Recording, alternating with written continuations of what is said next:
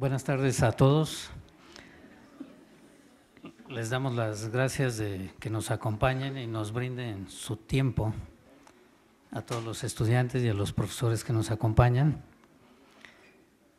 Quisiéramos darle la bienvenida al doctor Sergio Gómez Chávez. Voy a leer una síntesis del currículum porque es muy amplio, entonces ahorita le pedí que hiciéramos un resumen de lo que tenemos para que tengan ustedes idea de quién es el doctor, ¿no? El doctor es egresado de la Escuela Nacional de Antropología e Historia, es doctorado en Antropología, es investigador de tiempo completo por el INAH desde 1984, es docente, es becario en dos ocasiones por la Universidad de la Sorbona de París. Obtuvo el premio Teotihuacán por la mejor investigación. Ha impartido conferencias en Estados Unidos, en Alemania, en Japón, en España, en Dinamarca, y actualmente es el director del proyecto Tlayocan. Y lo que quisiera decirles que personalidades de este nivel nos brinden su tiempo para venir a la universidad, no es otra cosa, nada más que tiene un gran sentido social, un gran sentido de poder colaborar con todos los jóvenes, o sea que son ustedes, y podernos proporcionar lo que está haciendo. Ahora les recuerdo que el ciclo de conferencias que organiza el Seminario de Teoría, Historia e Investigación busca que el conferencista les dé algo que no se da en las materias de historia o de teoría, sino que sea realmente la práctica profesional que se está realizando y que tenga que ver con todo lo que es de interés para nosotros, sobre todo las cosas prehispánicas. Están pasando una hojita a todos ustedes, escriban muy claro su nombre y sus apellidos y que sea claro, para poderles hacer los reconocimientos que les entregamos. Estos reconocimientos, quiero saber nada más, levanten la mano los que sean del taller Barragán. Está bien. No les voy a decir por qué, para que yo ponga el nombre de una conferencia, ponga el conferencista y se lo otorgue al taller, primero consulto al coordinador. Cosa que dice que no le avisamos, por eso quería yo saber. Las constancias se las vamos a entregar en la coordinación del seminario para que ahí nos vayan a buscar después de una semana. La semana que entra ya la pueden pasar a recogerse, pero quería yo estar seguro. Pues adelante, doctor, bienvenido, muchas gracias por estar con nosotros. Muy buenos días y agradezco la invitación para venir a presentarles aquí algunos avances de los trabajos de la investigación que hemos venido desarrollando justamente en este lugar en el que estamos cumpliendo casi 6 años de trabajos de investigación, de trabajos de exploración realizados casi de manera continua. Durante estos 6 años hemos logrado avances muy significativos y muy importantes que creemos nosotros vamos a poder mejorar mucho la comprensión que tenemos sobre lo que fue Teotihuacán, una de las sociedades más complejas que existieron en el México prehispánico.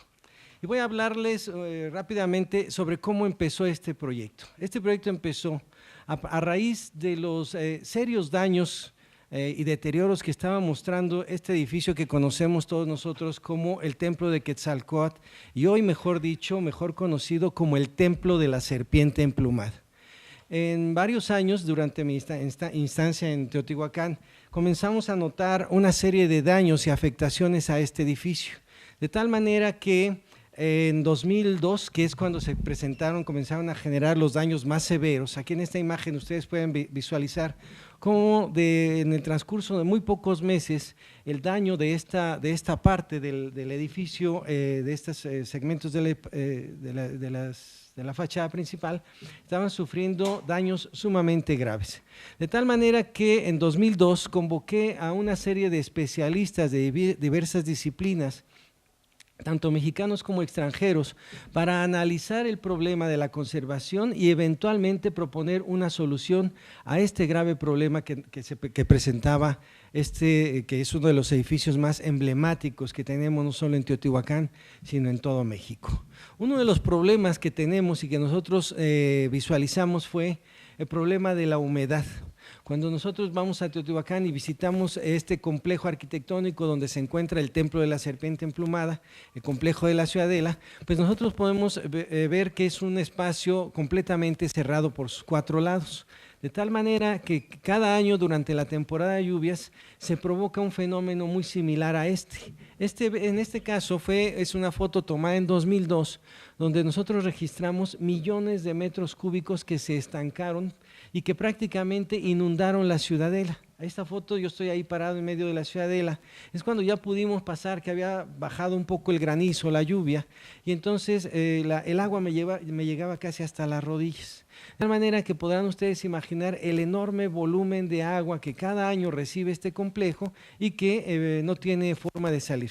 Evidentemente, conociendo el sistema constructivo de los edificios que sabemos que fueron hechos a base de lodo, de tierra, de piedra, estos edificios absorben por un proceso denominado capilaridad la humedad que se genera por la acumulación de agua, y eso es lo que está generando el desencadenamiento de una serie de factores que están afectando no solamente al Templo de la Serpiente Emplumada, sino a todos los edificios que conforman el complejo arquitectónico de la Ciudadela. De tal manera que bajo el principio de que no podíamos evitar de ninguna manera que cayera el agua sobre este espacio, nos dedicamos a buscar los drenajes o el sistema de drenaje que suponíamos había sido utilizado por los teotihuacanos para desaguar este enorme espacio. Y en efecto, después de varios trabajos de exploración, localizamos el sistema de drenaje y la idea era ponerlo en funcionamiento. No, pues les decía, no podíamos evitar que caiga el agua, pero lo que sí podíamos hacer es eficientar de manera lo mejor posible la salida del agua aprovechando el drenaje prehispánico.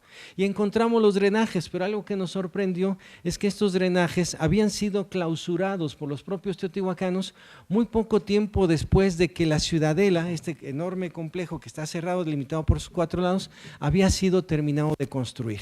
Esto nos llevó a plantear una duda, una idea sobre por qué razón los teotihuacanos habían dejado la Ciudadela sin drenaje. Aquí con esta imagen ustedes pueden ver, se ve el canal excavado en la roca, en el tepetate, en ambos lados, pero se ve cómo está relleno de esqueletos. Nosotros calculamos que fueron cerca de 50 individuos que fueron decapitados, desmembrados y mutilados y colocados sus restos como una ofrenda de clausura en el interior del drenaje. En esta imagen ustedes pueden ver cómo este individuo no tiene el cráneo y las 2 extremidades inferiores están mutiladas por el tipo de corte que tienen. Nosotros sabemos que fue cortado cuando todavía tenían la carne, pues estaba en vivo. De tal manera que esto nos llevó a plantear que la Ciudadela, lejos de ser un espacio controlado, lejos de ser un espacio de acceso restringido más bien, como se había planteado en épocas anteriores por otros arqueólogos, nosotros estamos planteando que la Ciudadela había sido concebida y construida para funcionar como un santuario al cual debió acceder una gran cantidad de gente, de población. Nosotros calculamos que es un espacio preparado para recibir hasta 100,000 personas y que este espacio había sido preparado, los drenajes clausurados, para mantenerlo inundado. ¿Esto con qué sentido? Imaginen esta plaza, esta enorme plaza que mide más de 60,000 metros cuadrados, completamente inundada, no a una altura para formar una gran alberca, sino lo suficiente para formar un espejo de agua, de tal manera que este espacio habría servido para reactualizar frecuentemente, año tras año, seguramente durante la temporada de lluvias, el mito de la creación original. ¿Qué es lo que nos narra el mito de la creación? Que en tiempos inmemorables, en tiempos que nadie se acuerda, que nadie sabe, lo único que existe es agua en un mar, el mar primigenio, del cual emergió la montaña sagrada. Nosotros estamos viendo, los arqueólogos actualmente estamos modificando mucho nuestra perspectiva sobre cómo entender y visualizar el espacio arquitectónico de las ciudades mesoamericanas y entendemos que la ciudadela inundada posiblemente representaba el mar primigenio del cual emergió en algún momento la montaña sagrada. Evidentemente se trata de una metáfora que está haciendo alusión al mito de la creación original. Esto está cambiando totalmente las ideas que se tenían sobre este lugar, que se pensaba era la ciudadela, había sido la sede del poder político y militar de la ciudad, que era un lugar de acceso totalmente restringido.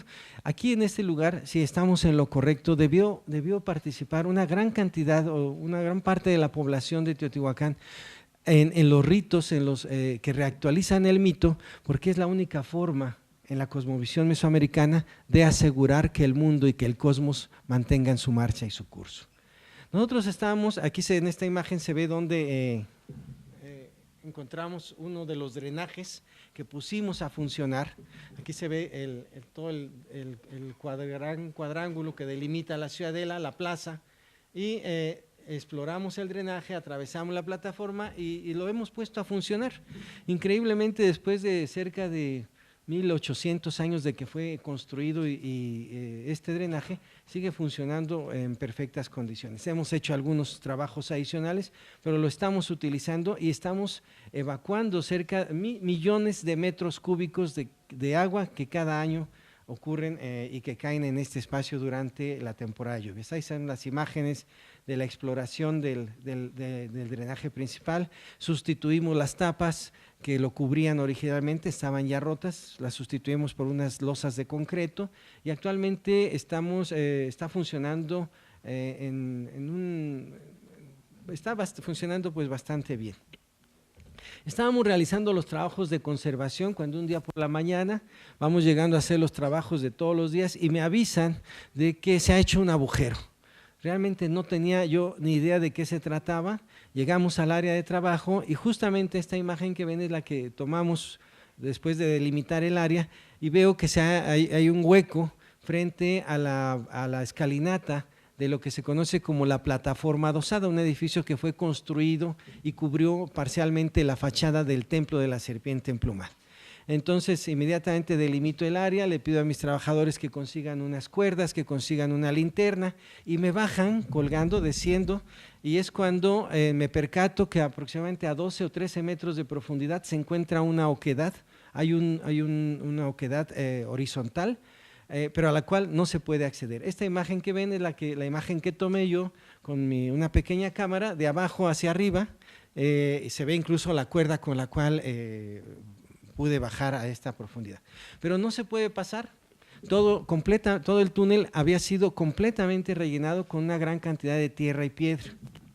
Esta piedra que ven aquí en la imagen más o menos es el tamaño que tendría en la realidad, pesa aproximadamente unos 400 o 500 kilos, lo que nos indicaba que el túnel no se había rellenado de manera accidental, sino había sido rellenado intencionalmente. En la parte superior se ve la bóveda del túnel, el techo del túnel, y pues obviamente se ve que no se puede acceder.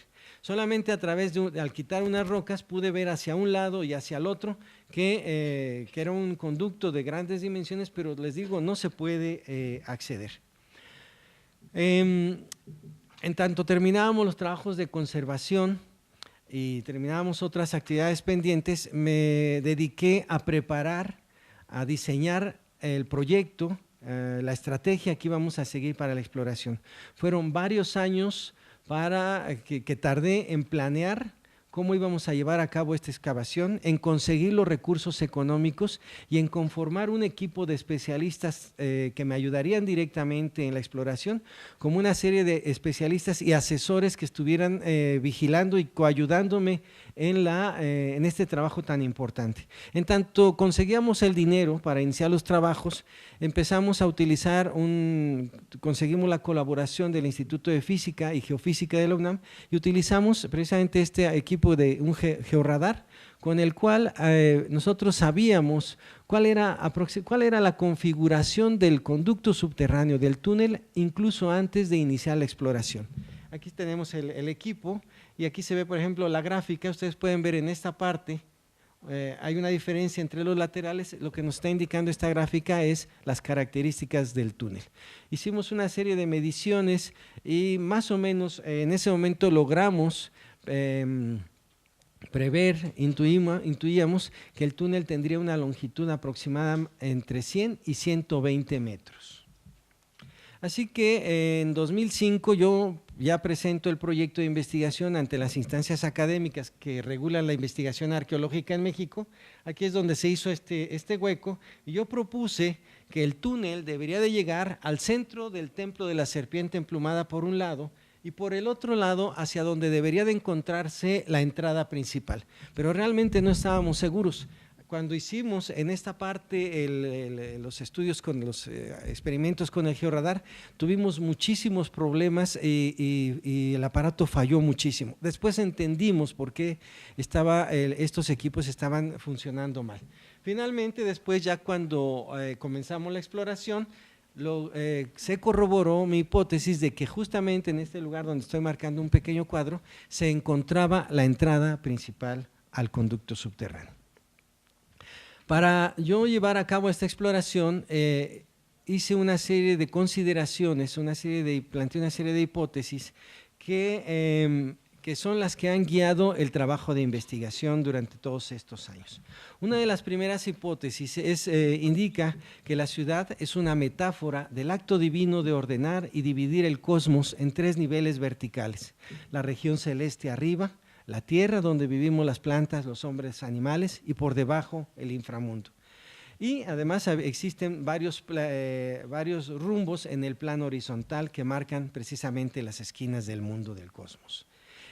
Otra de las consideraciones es de que el basamento de la serpiente emplumada es una representación de la montaña sagrada, la primera verdadera montaña que en tiempos que nadie sabe, que nadie se acuerda, emergió del mar primigenio, del mar primordial. La tercera consideración es que debajo de la montaña de agua se encuentra la cueva sagrada. El túnel representa precisamente la cueva donde, de acuerdo con algunos mitos, se encuentra el origen de la humanidad y de muchas otras cosas, la entrada al inframundo. Otra es de que el inframundo posee su propia geografía sagrada. De acuerdo con algunos mitos, en el inframundo hay un cielo, el inframundo tiene su propio cielo. En el inframundo hay ríos, hay lagos, hay montañas que están funcionando y que nos indica que el inframundo es un mundo muy similar al cual nosotros habitamos en la parte superior. Otra es de que la entrada al inframundo, lo que nos llevó a plantear que la entrada al inframundo se encontraba un poco más al oeste de aquel primer hueco de 83 centímetros, es que los mitos nos narran que la entrada al inframundo se realiza precisamente desde el oeste, y la parte más rica y llena de dones y abundancia se encuentra precisamente en el lado oeste. Y he planteado yo que es en el inframundo, donde, en estos lugares, donde se realizan los actos rituales de transmisión del poder. Por esa razón yo he planteado que al final del conducto subterráneo tenemos la posibilidad de encontrar un depósito funerario. ¿Y de quién debe ser si es que encontramos este depósito funerario? Pues no debe ser de alguien más, sino de los gobernantes de Teotihuacán, que nunca se han encontrado, nunca se han podido localizar. Por tal razón, por ser este lugar el lugar más sagrado, hay muchas posibilidades de corroborar esta hipótesis y de que podamos encontrar los restos de los gobernantes. Así que yo planteo llevar a cabo una exploración ahí donde marqué ese cuadrito. Así es como comenzamos a llevar la excavación en este lugar, con la idea de localizar ahí la entrada principal. Encontramos primero la roca cortada, continuamos la excavación a varios metros de profundidad, pero realmente no estábamos seguros si ahí íbamos a encontrar la entrada. Más o menos entre 9 y 12 metros, comenzamos a localizar una serie de muros, de paredes que estaban recubriendo como una especie de pretil esta oquedad excavada en el tepetate, lo cual ya nos corroboraba, nos indicaba que íbamos más o menos por buen camino. Esta es una foto muy importante, una foto histórica, porque fue tomada el día en que se corroboró que ahí se encontraba la entrada principal, justamente en el lugar donde yo había previsto debería de encontrarse. Esta es la parte superior, la bóveda, imaginen aquí la entrada, pero vean ustedes cómo está toda la oquedad completamente rellenada. De hecho, nosotros despejamos un poco de la parte superior para ver hacia adentro. Quitamos un poquito y entonces cuando vimos ya que sí, en efecto, en ese lugar y que eso correspondía con la entrada principal que había sido clausurada por los teotihuacanos hacía muchísimo tiempo. Nosotros no podemos saber en este momento, no sabemos en este momento cuándo fue construido el túnel. Intuimos, es una mera sospecha, que el túnel pudo haber sido construido al inicio de nuestra era, hace aproximadamente 2000 años. Pero no lo podemos saber, no existe ninguna forma certera de poder determinar cuándo fue clausurado este conducto subterráneo, cuándo fue construido, perdón. Lo que sí sabemos es cuándo fue clausurado en segunda ocasión, porque el túnel fue clausurado en dos oportunidades. La segunda clausura, que es cuando rellenan todo el túnel, ocurrió entre el año 200 y 300 después de Cristo. De entonces a la fecha, aparentemente nadie había entrado a este lugar. Por esa razón nosotros nos sentimos muy afortunados y nos sentimos con un gran compromiso con esta investigación de llevarla de la mejor manera posible, de la manera más sistemática, porque a este lugar, somos los primeros en entrar a este lugar después de 1700 años o tal vez 1800 años. Todo lo que hemos venido encontrando dentro, en el interior, está aunque hay muchas cosas rotas, están todas las partes de estos elementos, de estos objetos que depositaron ahí los teotihuacanos, y entonces realmente es algo, una oportunidad única el que tenemos al estar haciendo esta exploración.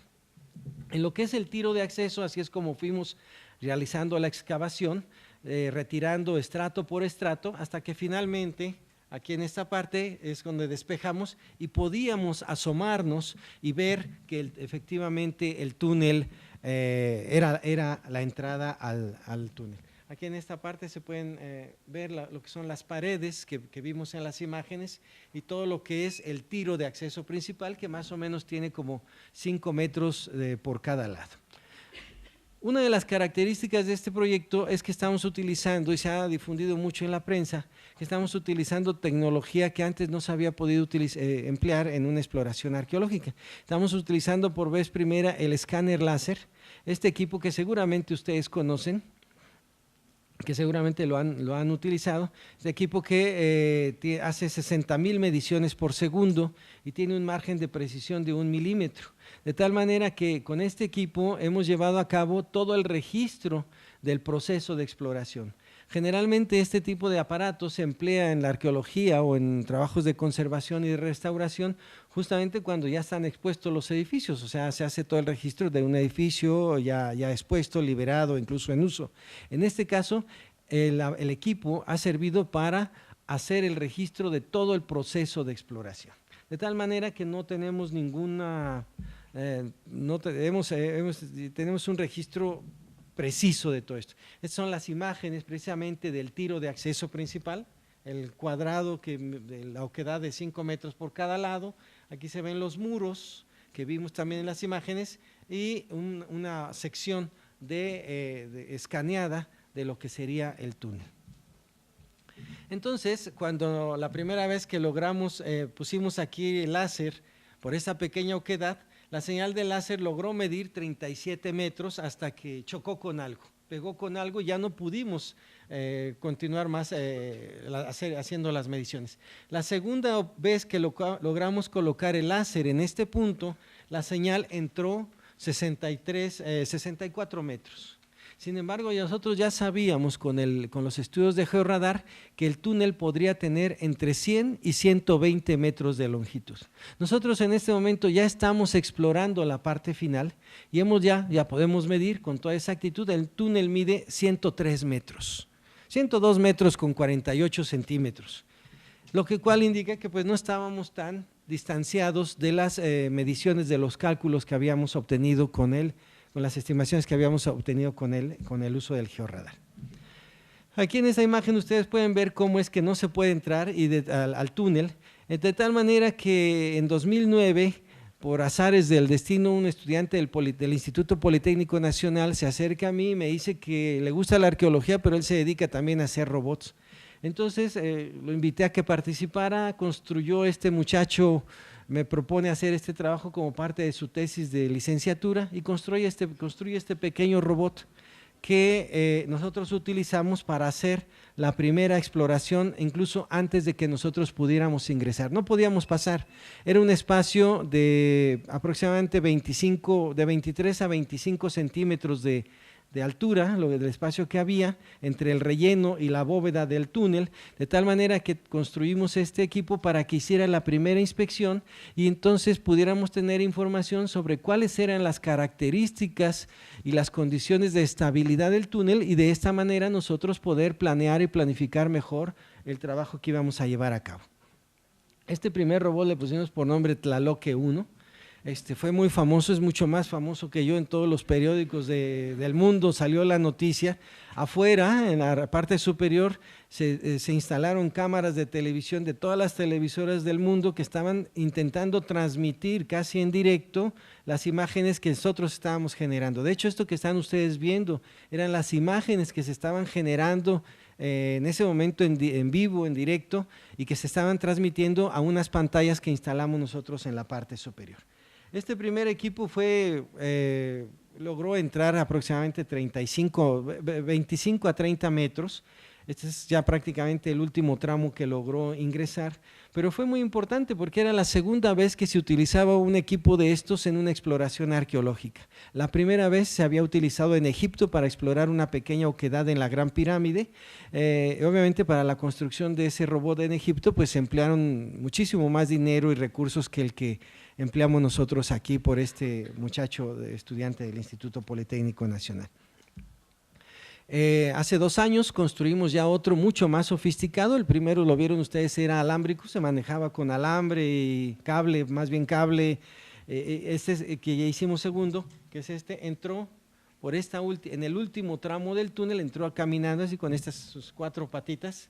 Este aparato, ven ahí arriba, es un escáner láser miniatura que nos permitió saber cómo era la configuración del último tramo del túnel. Antes de entrar nosotros ya con este equipo teníamos la idea de que al final del túnel no había una cámara, un espacio, un cuarto como lo habíamos previsto con el georradar, sino que se trataba de 3 cámaras que estaban al final del túnel. Creo que hay un pequeño video del último. Este es el vehículo, muy feo por cierto, ¿no? Ha sido muy criticado por lo feo que es. El vehículo que transportaba al otro. De pronto paraba y del cual descendía el que acabamos de ver y que comenzaba a hacer el recorrido utilizando sus 4 patas, vamos a decir. Aquí lo ven cómo está haciendo el reconocimiento, porque el otro ya no pudo pasar, era tanto la cantidad de lodo que de pronto se separó, ya no pudo continuar, y este es el que continuó haciendo el recorrido que había sido diseñado para salvar otra serie de obstáculos y otra serie de condiciones. De tal manera que el primer robot entró de aquí a aquí aproximadamente, y el segundo lo introdujimos de este punto y llegó hasta el final. Esto ustedes lo entienden perfectamente. Este es un dibujo en planta hecho precisamente con el escáner láser. Tenemos la plataforma dosada y el templo visto en planta de la serpiente emplumada. Si nosotros aquí cruzáramos 2 líneas, el centro, la cúspide del edificio se encuentra aproximadamente aquí donde se encuentran estas 3 cámaras, corroborándose nuevamente esta hipótesis de que el túnel, ¿se acuerdan que lo mencioné al inicio?, debería de llegar a donde se encontraba el eje vertical, un eje de comunicación de la parte superior del templo con el túnel. Ya son otras imágenes distintas, como íbamos haciendo la exploración e íbamos encontrando una serie de muros que fueron construidos por los teotihuacanos de adentro hacia afuera para bloquear el acceso al conducto subterráneo en lo que consideramos fue la primera clausura. Nosotros, después de casi 6 años de trabajos continuos, hemos liberado prácticamente el túnel. Al inicio, ¿se acuerdan que el robot entró por un pequeño espacio? no podía entrar una persona caminando. Otros ahorita ya podemos entrar caminando, podemos entrar de pie. Hemos retirado aproximadamente 980 toneladas de tierra y piedra que los teotihuacanos metieron a este lugar para que nadie pasara en el momento de la segunda clausura. Entonces realmente ha sido un esfuerzo enorme, pero también hemos entendido que algo estaban tratando de resguardar al final del conducto subterráneo. Así es como se lleva a cabo la exploración. Estas 980 toneladas de tierra y piedra las hemos removido únicamente utilizando, no hay picos ni palas, está prohibido el uso de picos y palas ahí abajo. Todo se hace con cucharilla, como la que conocen ustedes, que usan los maestros albañiles, pero así pequeñitas, a veces son incluso hasta de plástico, con brochas, pinceles, en fin. Así es como hemos removido toda esta gran cantidad de material que estaba impidiendo el acceso al túnel. Esto nos ha permitido recuperar materiales de suma importancia. No solamente podemos detectar en las paredes o en el techo del túnel las huellas de las herramientas que los teotihuacanos emplearon para construir el túnel. Encontramos las huellas, los huecos, y lo que hemos hecho es inyectar silicón, y una vez que seca, lo extraemos y tenemos referencia de cuál era toda la gama de herramientas empleadas para excavar el túnel. Hemos detectado que las paredes y el techo del túnel fueron recubiertas con un polvo de mineral metálico, de 3 minerales, pero fundamentalmente es magnetita. Recubrieron con una especie de diamantina todo el techo y las paredes del túnel, de tal manera que nosotros nos imaginamos que cuando ellos entraban iluminándose con una tea, una antorcha, esto brillaba, y lo que está representando son las estrellas titilando en el cielo que existe, que tiene el inframundo. Una cosa que nos preguntamos nosotros al inicio de esta investigación también es, ¿por qué los teotihuacanos habrían excavado el túnel a esta profundidad, a 15 metros, y en una parte más al fondo hasta 18, y no lo habían hecho a 5, a 6 o a 7 metros? ¿Por qué lo habían hecho a esta profundidad? La respuesta precisamente nos lo dieron los estudios geológicos. Los estudios geológicos nos indican que aproximadamente entre 12 y 13 metros desde el nivel de la superficie actual se encontraba en época prehispánica el nivel freático. Eso era lo que estaban buscando los teotihuacanos, precisamente el nivel freático, porque de lo que se trata es de recrear las condiciones que tiene el inframundo. El inframundo es un lugar oscuro, frío y sobre todo húmedo. Ellos, al excavar hasta esta profundidad, llegaron al nivel, a la capa o napa freática se llama, y estaba brotando el agua de las paredes del túnel, de tal manera que todo lo que hacían los teotihuacanos ahí, lo hacían en este ambiente de lodazal, de agua, de muchísima humedad. Esa fue la razón, y esa es la conclusión a la que hemos llegado a tratar de entender por qué fue excavado el túnel hasta esta profundidad. Ya cuando llegamos a la parte bajo el templo de la serpiente emplumada, encontramos 2 cámaras laterales, le llamamos la antecámara sur, para acá de este lado, y la antecámara norte. 2 pequeños cuartos de aproximadamente 1,70 de ancho por 5 metros de longitud desde este punto. Y algo que nos sorprendió es que a partir de este punto el túnel se hace mucho más profundo, descendemos aproximadamente 3 metros más. Aquí se puede ver cómo la bóveda del túnel se derrumbó por diversas circunstancias. Si ustedes van un día al túnel, van a ver que aquí tuvimos que construir toda una estructura metálica. Fueron cerca de 30 toneladas de estructura de metal que tuvimos que colocar para evitar algún accidente y evitar algún derrumbe en esta parte del túnel, porque arriba se encuentra pues, el templo de la serpiente emplumada, y además el arco en esta parte se había erosionado de tal manera que al hacerse más amplio el arco, pues se provocó el derrumbe de la bóveda original. Estos son los muros que íbamos nosotros encontrando conforme vamos avanzando en la exploración. Ahí está otro detalle, otro muro. Y durante todo el transcurso de la exploración hemos encontrado miles y miles de objetos que los teotihuacanos depositaron en este lugar como parte del ritual de ofrenda en el del momento de la clausura. Muchos de estos materiales es jade. El jade no hay en México, el jade era importado desde Guatemala. Los únicos yacimientos de jade que existen en lo que era la antigua Mesoamérica se encuentran en lo que es el valle del río Motagua, en Guatemala, y muchos de estos objetos extraordinarios fueron seguramente manufacturados en Guatemala y traídos acá ya como objetos terminados y depositados en este lugar. Hasta el momento ya prácticamente hemos perdido la cuenta de cuántos objetos tenemos. Llevábamos más de 70,000 objetos, la mayoría de ellos completos, pero son muy diversos. Lo que más nos sorprende en algunos casos es el excelente estado de conservación de muchos de estos materiales. En el último tramo del túnel los materiales están extraordinariamente conservados. Nunca antes en la historia de Teotihuacán se había encontrado, por ejemplo, más que un solo objeto de madera. Aquí tenemos más de 4,000 objetos de madera.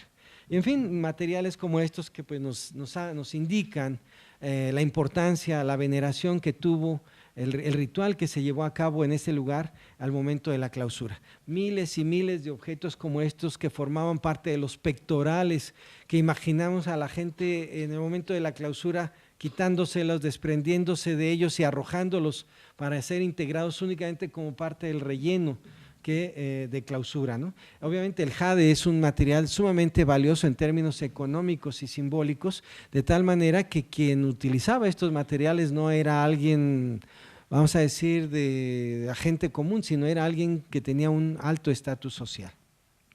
Tenemos los collares de concha, materiales que nunca antes habíamos encontrado como objetos de pirita, hematita, magnetita. En fin, esta es una imagen para que vean ustedes cómo llevamos a cabo la exploración. Se hace todo un proceso, una retícula, y vamos avanzando metro a metro, retirando estrato por estrato. En aquella parte ahí se ve cómo todavía no retiramos el relleno que está bloqueando el túnel.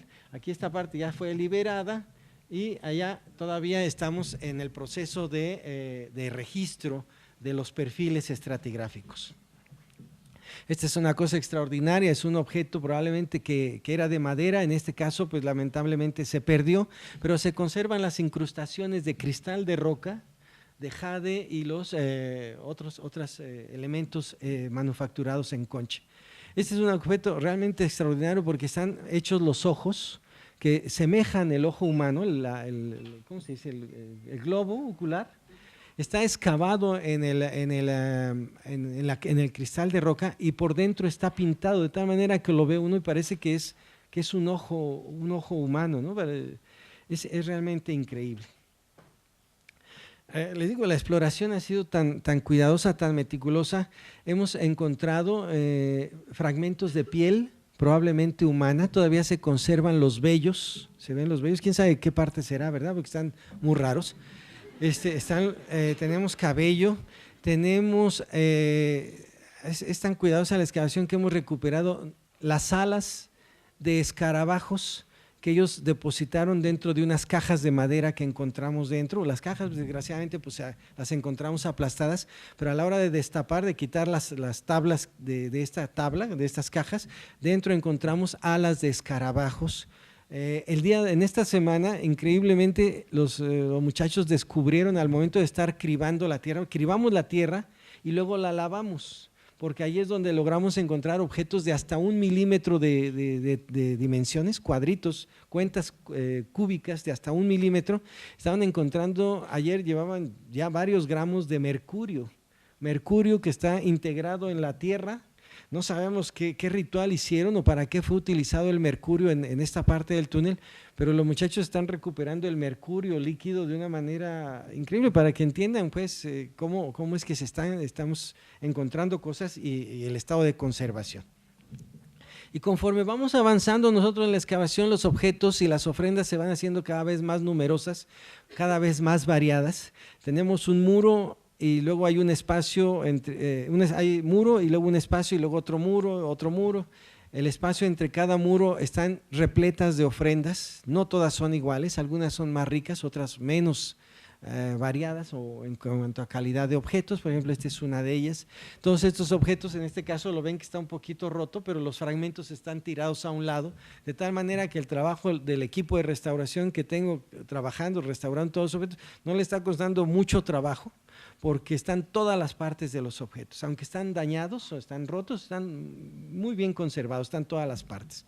Esta imagen resume el trabajo que hemos venido haciendo en todos estos años, desde el primer momento en el que se encontró este hueco de 83 centímetros de diámetro, que yo bajé y podíamos ver hacia un lado y hacia otro, pero que no se puede pasar. No se puede pasar porque está completamente rellenado. Y después cómo hemos venido haciendo toda la exploración primero de lo que fue el tiro de acceso principal, cómo hemos ido avanzando, despejando, hasta que nosotros ahorita podemos pasar muy bien caminando en toda esta parte. Aquí ya es donde, esta imagen es un poquito vieja, no pude poner la más reciente. El túnel se hace mucho más profundo. Esto que ven aquí, esta línea, es la parte superior, la bóveda del túnel. Aquí desciende y nosotros ya estamos trabajando en el último tramo del túnel. Estamos a 102 metros. Pues ustedes saben perfectamente, una cancha de fútbol creo que mide 100 metros, ¿no? Para que tengan una idea de lo que estamos. Es el trabajo que hacemos todos los días. Hay gente que está haciendo la exploración aquí, sacan y por medio de cubetas se va trasladando la tierra de una persona, la entrega a la otra, formando una cadena hasta que aquí arriba se criba y se lava toda la tierra. Este es parte del trabajo que hemos venido haciendo en todos estos años. De 2009, que es cuando comenzamos aquí, a 2012 llegamos aquí, y en 2013 es cuando ya logramos entrar. ¿Se acuerdan? Primero con el segundo robot, pero que no pudimos más que explorar una pequeña parte en este último tramo. Estas son las imágenes igual, 2009 a 2012, cómo fuimos avanzando. De pronto aquí ya el túnel se hace mucho más profundo y logramos entrar primero con el robot, y en 2013 y 2014 solamente pudimos explorar este pequeño espacio. Este pequeño cuadrito que ven aquí, esta es la superficie del túnel, y esto es lo que pudimos explorar debido a las condiciones de humedad. Es puro lodo, mucho lodo, el sedimento que está cubriendo todas las ofrendas. Entonces es sumamente complicado llevar a cabo el trabajo. Son las imágenes que estamos logrando generando con el escáner láser. A pocos metros, aquí, a 2 metros desde donde el túnel es más profundo, aquí hay una pared. Aquí justamente en este punto comenzamos a retirar el sedimento y encontramos este pequeño depósito con más de 270 objetos, todos en perfecto estado de conservación, limitados por un muro de este lado y otro muro por este lado. Pero así es como se está haciendo todo el trabajo. Obviamente esta imagen que ustedes ven es cuando ya hemos retirado toda la tierra, el sedimento que está cubriendo a todos estos materiales que fueron. Nosotros al analizar el grado de desgaste o uso de algunos materiales podemos inferir qué tanto fueron utilizados. En este caso, aparentemente muy pocos materiales tuvieron un uso intenso. La mayoría aparentemente fueron hechos para ser depositados en esta ofrenda. En los últimos 3 o 4 meses hemos levantado, después de hacer todo el registro fotográfico, de video, en fin, de dibujo, porque todavía seguimos utilizando el lápiz. Aunque ahora ya tengo un arqueólogo que dibuja ya con AutoCAD, ustedes saben que ahora es la nueva técnica, la verdad no me gusta, ¿no? Pero bueno, seguimos haciendo los dos dibujos, el dibujo a mano y también el dibujo en base a la fotografía con AutoCAD. En los últimos meses hemos levantado cerca de 7,000 piezas.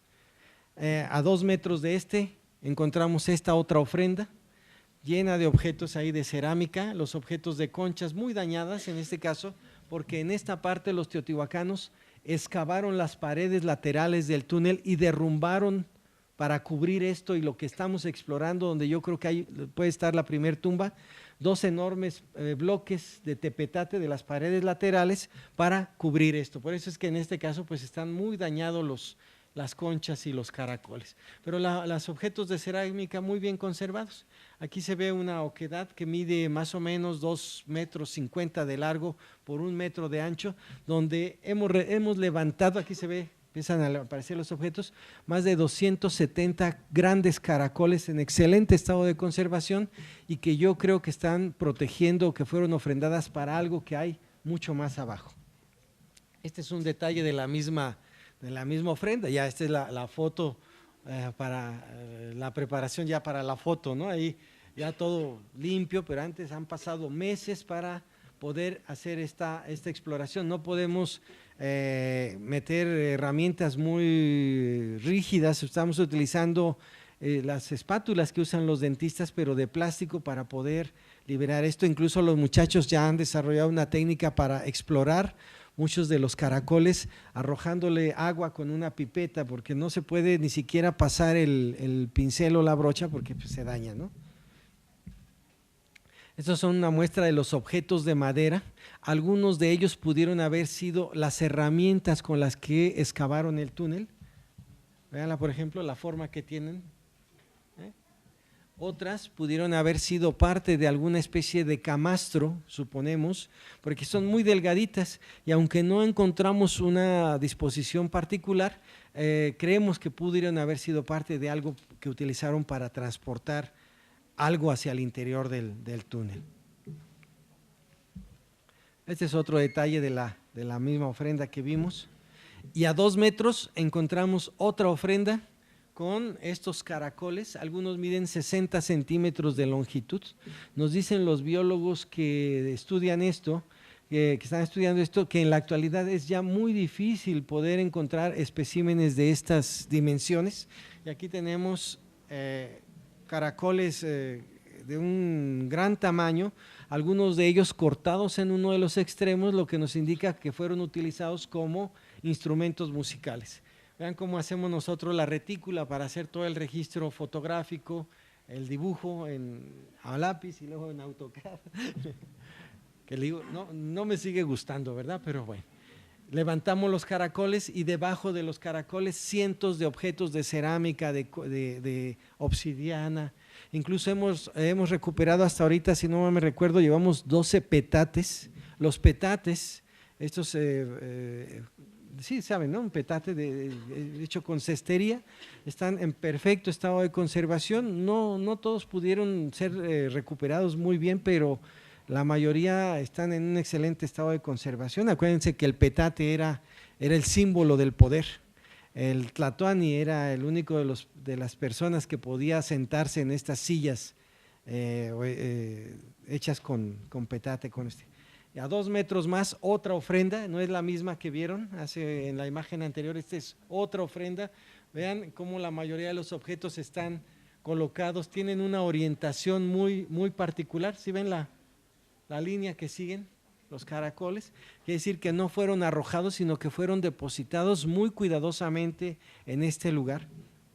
Aún tendremos que explicar o imaginar cómo debió haber sido esa ceremonia en el que yo creo que no fue en un solo día, sino en varios días, en varias semanas o tal vez varios meses, estuvieron bajando y depositando todos estos materiales al interior del túnel. Hay algunos, por ejemplo, como este que ven ustedes aquí, que está esgrafiado, está labrado, los caracoles. Y poco antes de llegar a las 3 cámaras que se encuentran al final del túnel, encontramos estas 2 esculturas que ya nos indicaba que hay algo muy importante en esta última parte del túnel. Obviamente esta imagen, cuando la ven ustedes, pues ya hemos retirado de la parte superior de esta escultura más o menos como medio metro de puro lodo, de lodo hacia arriba.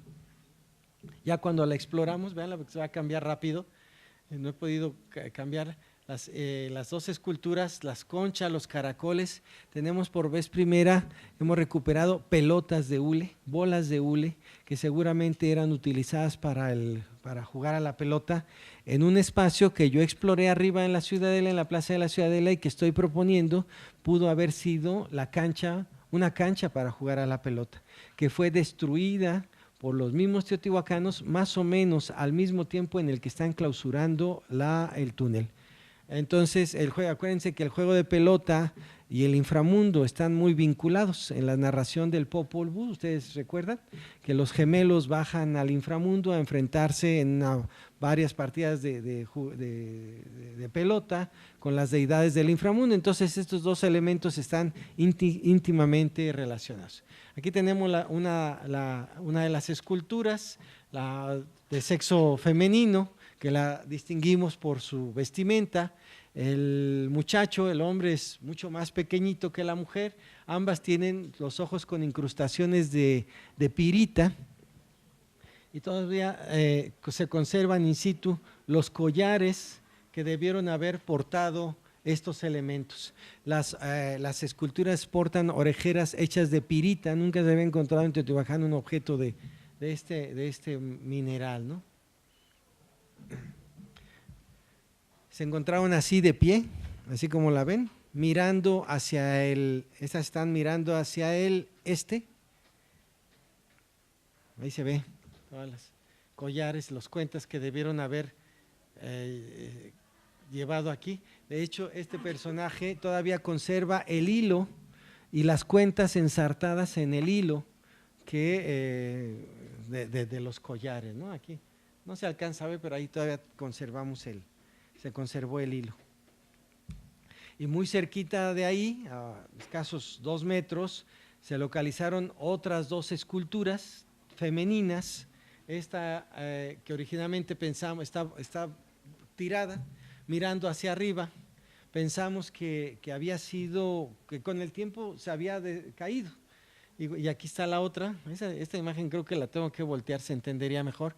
Creíamos al inicio que habían sido depositadas de pie y con el tiempo se cayeron. Sin embargo, cuando nosotros las levantamos y las llevamos al taller de restauración para que hagan la limpieza, encontramos que por detrás están saturadas de decenas de objetos de jade y que nos hace pensar que fueron colocadas, que llevaban tal vez una especie de bulto cuando fueron depositadas aquí en este lugar.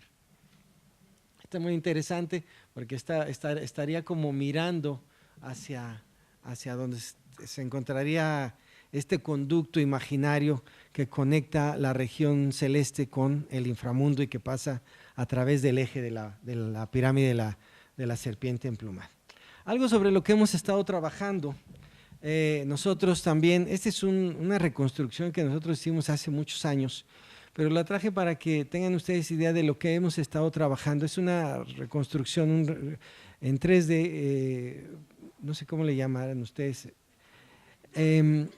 porque nos interesa mucho, y esa ha sido una de las estrategias del proyecto, de difundir a los medios de comunicación y dar a conocer los hallazgos de esta investigación al público no especializado. Y para nosotros es muy importante que la gente pueda tener cosas como esta, porque les permite tener una idea mucho más aproximada de cómo eran estos edificios, cómo funcionaban. Esta es una cosa que hicimos hace 6 o 7 años, no me recuerdo. Y obviamente sabemos que hay programas mucho más sofisticados que de hecho estamos ya trabajando haciendo otras cosas mucho más, lo que llaman realidad aumentada, me parece. Pero estamos muy interesados en que la gente pueda tener acceso al conocimiento que nosotros estamos obteniendo con reconstrucciones como estas, porque le permite a la gente, cuando la gente dice, es que yo lo único que veo son unas cuantas piedras por ahí, y no alcanzan a entender que eso que vemos actualmente en las zonas, en los sitios arqueológicos, es únicamente el desplante de lo que en algún momento fueron cosas como estas. Entonces, por eso es que nosotros estamos trabajando. Tengo un equipo de cerca de 35 personas que están, no todas haciendo la excavación, hay unos que excavadores, arqueólogos, tengo varios dibujantes. Tenía hasta el año pasado un arquitecto, pero renunció, quién sabe, porque dice que le pagábamos mucho y entonces pues ya se fue a buscar chamba, ahora construye bancos. Tenemos un equipo de varios restauradores, en fin, es un equipo muy grande. No todos los que trabajan en el proyecto están directamente haciendo el trabajo en campo. Hay muchos colaboradores, muchos especialistas, tanto en México como en el extranjero, que están colaborando con nosotros y nos están ayudando a hacer los estudios específicos de diversos materiales. En términos muy generales, muy rápido, ese es el trabajo que hemos venido desarrollando en estos 6 años. Mucha gente nos ha preguntado cuándo pensamos terminar. Nosotros queríamos terminar el año pasado, pero ha sido sumamente complicado llevar a cabo este trabajo por las condiciones que estamos trabajando ahí abajo.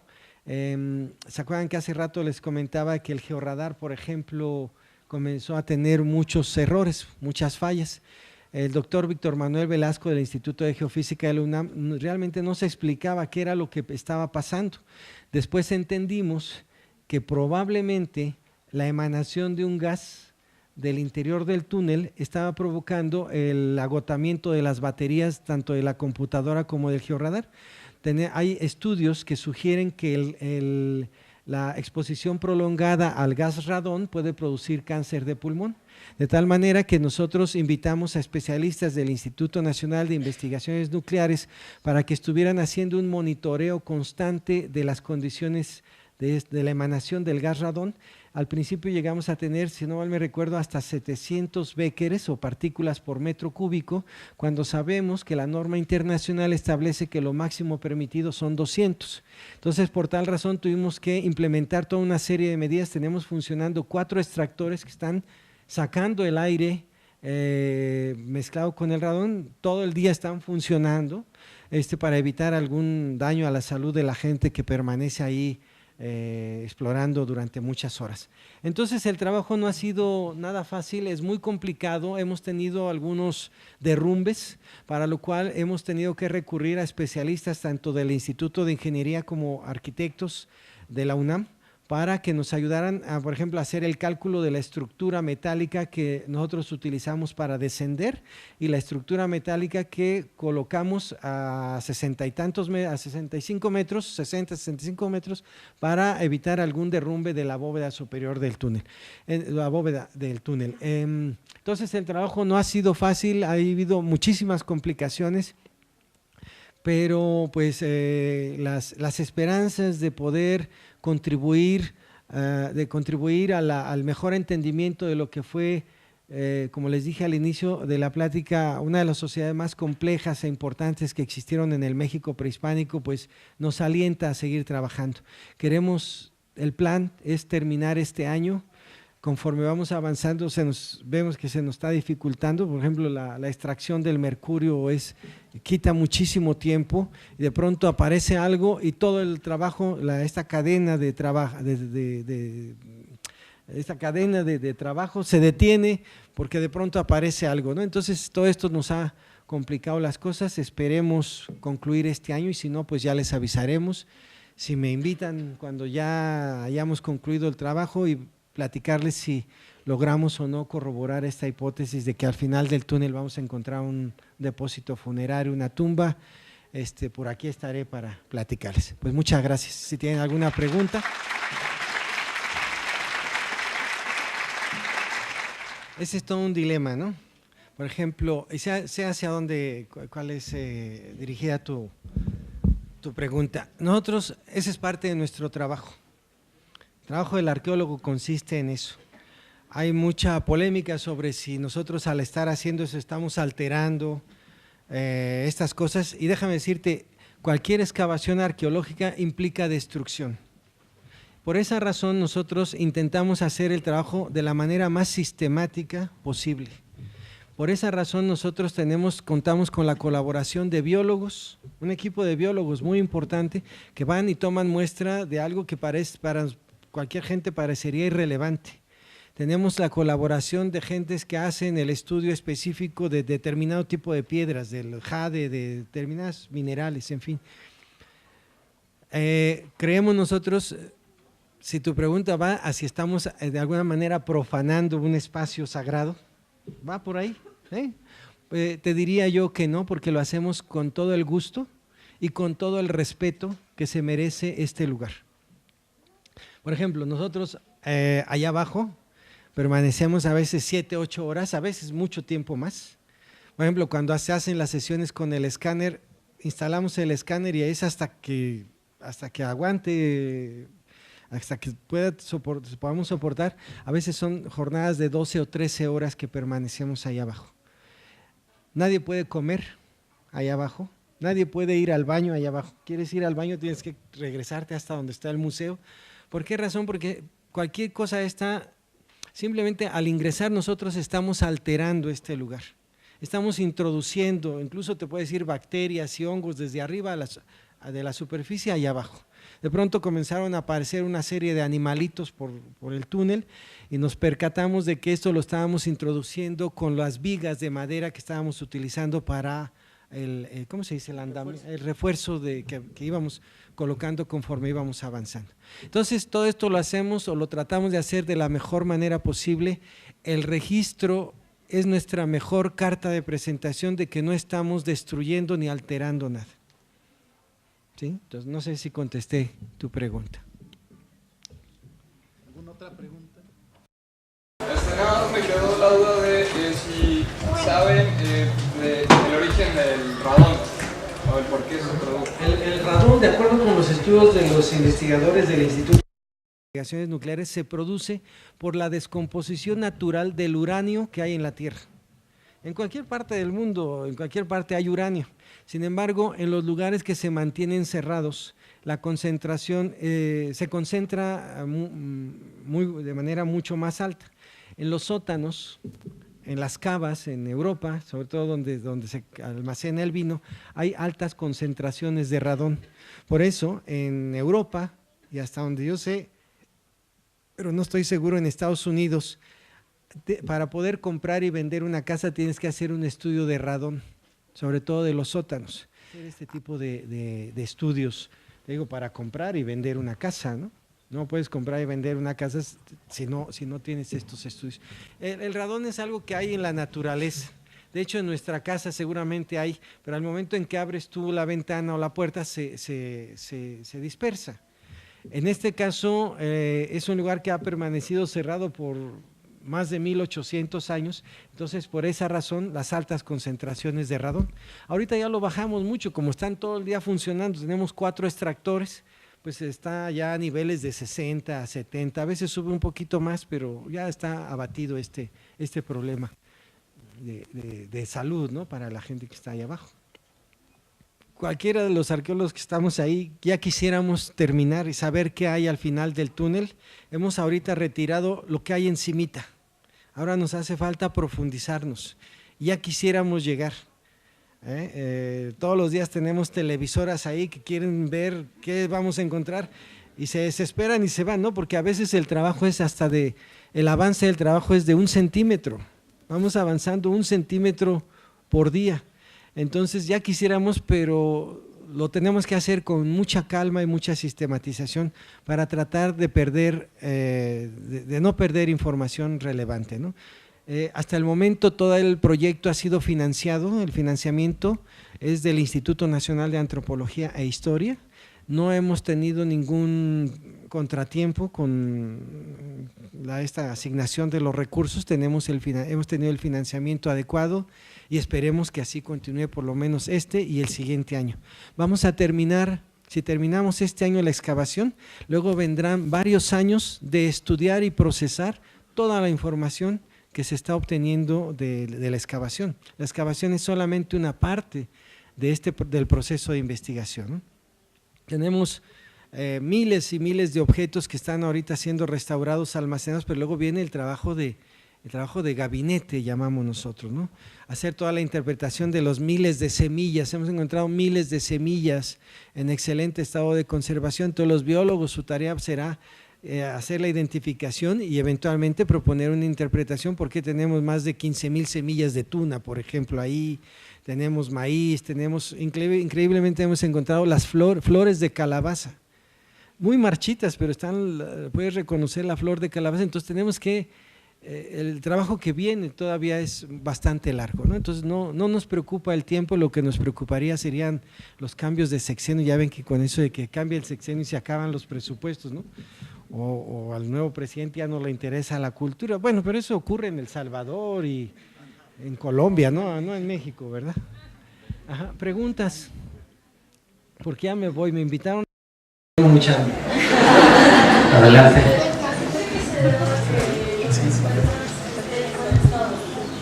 ¿Por qué están en buen estado estas cosas? Por la humedad, el agua ha conservado las cosas. Las cosas se deterioran cuando cambian de un estado a otro, de seco a mojado, de frío a calor. Si tú mantienes una cosa en un medio similar, es muy probable que se conserven las cosas. Por ejemplo, en el desierto se conservan las cosas porque se mantiene una misma temperatura, una misma condición. En este caso, la humedad ha favorecido la conservación de los objetos. Te digo, la madera, está más de 4,000 objetos de madera, la piel, la podemos ver únicamente a través utilizando el microscopio, ¿no? Pero se ha logrado conservar, es algo realmente increíble, único. Ahora tendremos que ver si podemos extraer ADN, si es posible, pues sería algo muy, muy importante. Pero eso es lo que conserva las cosas, el que se mantenga un mismo estado, un mismo medio.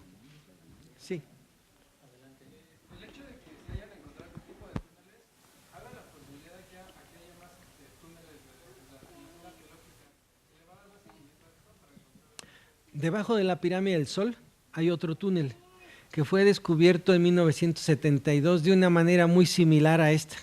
De pronto llovió muchísimo y se hizo un hundimiento, pero desafortunadamente en esa época no había arqueólogo permanente en Teotihuacán, y entonces el que era el jefe de la zona arqueológica, el administrador, le informan de que se ha hecho un agujero. Él ordena a una cuadrilla de trabajadores extraer y tiran todo. Entonces ya cuando está limpio le habla al arqueólogo y le dice, oye, mira, encontramos un agujero, un túnel, y ya ven a verlo porque ya está limpiecito, ya te lo dejamos para que tú lo veas. No sabemos a dónde fue a parar todo el material que extrajeron del túnel que hay bajo la pirámide del Sol. Nosotros partimos de la idea de que al inframundo se entra desde el oeste, debe de tener una orientación oeste-este, ¿sí está claro? Por tal razón no debe de haber túnel en la pirámide de la Luna, porque la pirámide de la Luna tiene una orientación de norte a sur. Y por eso hay un túnel en el Templo de la Serpiente Emplumada y otro túnel en la pirámide del Sol, por la orientación que tienen estos dos edificios. ¿Ok? ¿Sí? ¿Alguien más? Si no, fíjense bien lo afortunado que son ustedes. El que está hablando, que ya tiene más de 60 años, o sea, yo, tuve la fortuna de convivir con el Gringo del Moral, con Mario Pani, con Juan Segura, y entonces las anécdotas y los trabajos que hacían, pues se los puedo yo contar. Si hay una diferencia entre lo que ustedes leen en el libro y lo que ellos me contaron, yo lo viví.